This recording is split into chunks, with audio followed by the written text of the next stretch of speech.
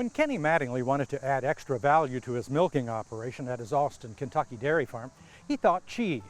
Now he supplies cheese to many restaurants in the area and ships his products all over the country.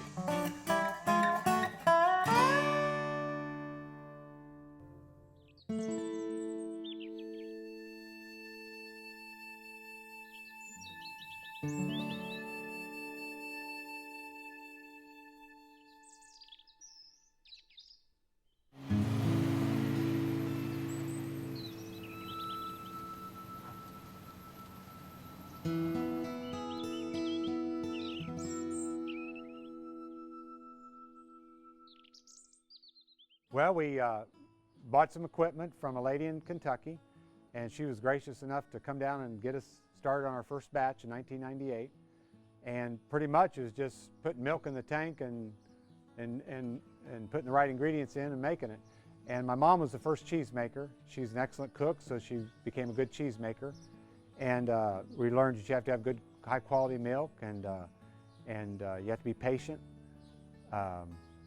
And so we produced about 4,000 pounds of Gouda that year and sold all of it. And then we've been selling everything we've been producing ever since. So, well, I think what makes our cheese unique is the fact that the cheese is made right where the cows are milked. So like on the morning we make cheese, the milk comes from the cow, it's pumped right into the cheese vat, warm right out of the cow. So you're not altering the temperature of the milk and the character of it. That's the first thing. And then also too that it's unpasteurized milk, which makes it more cheese with more intense flavor.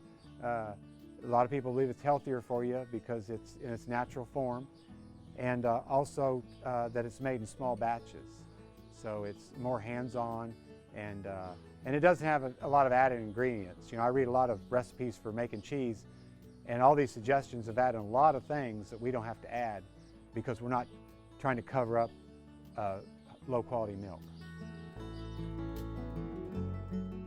Last year, just for an example, we sold about 20% of what we made to the Kentucky Derby or Churchill Downs.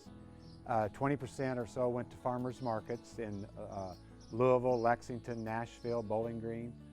And then about 40% went to retail shops, wine shops, health food stores, specialty food stores, and restaurants. And then probably the remaining 10% was sold out of our cheese shop here, where people drive to the farm, or we sell it in gift baskets at Christmas time on the internet. We have a lot of people come that like to do a day trip, mostly retired couples or retired friends, and they'll do a day trip from Nashville or Louisville, and we have school groups pretty often, homeschool groups and public school groups. We had a group a couple weeks ago from Monroe County, before school let out, about 85 kids. And it really surprised me, 65 of those kids bought cheese. And we didn't even try to solicit cheese, we just wanted to give them an educational tour, and we even gave them little sample blocks, but they brought their cheese money. Well, we milk every day, except for my birthday. We don't milk on my birthday. I wish. No. Milk every day, 4 in the morning, 4 in the afternoon, and then we make cheese about 5-6 days a week. We're making about 23 different types of cheese. Like this one batch right here will be 2 different types. It'll be plain Jack and then the flavor. You're just stepping in unknown territory, and but I thought it was a bigger gamble to try to dairy farm and not do it, because I didn't want to become a mega dairy milking, you know, 200, 300, 400 cows. And when I looked at it when we went into it, I didn't think, well, I'm going to have to turn all my milk into cheese. I thought, well, if the first year I can take 5 cows' milk and turn it into cheese and see how that works, it'd be a good starting point without taking too much risk. And that's what we did.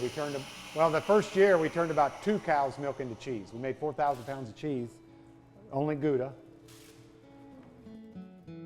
This is our Kentucky Blue. This is kind of a cheese recipe that we developed on. I think since we started making this, we've become noticed as cheese makers more in a regional level rather than just state.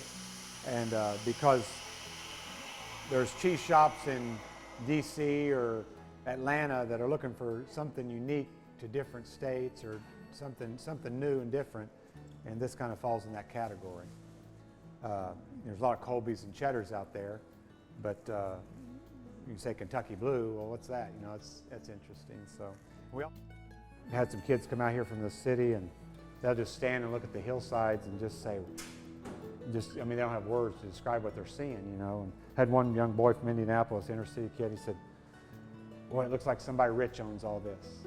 Because that was his way of describing the beauty and the value of it, you know. So that's one of my passions, that I would spend less time milking cows and making cheese and more time giving kids an opportunity to take part in this that wouldn't otherwise have that opportunity.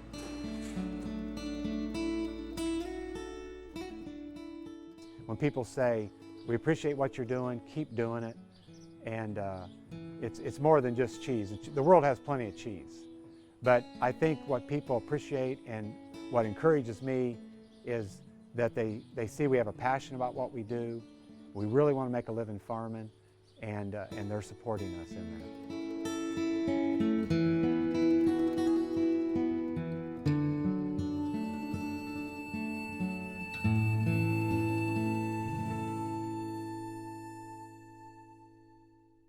Today we've traveled with dairy cows and elephants, all right here in the back roads of Kentucky. If you have a story idea or just want to let us know what you think of the show, send us an email to bluegrassandbackroads@kyfb.com. Thanks for watching. We'll see you next week.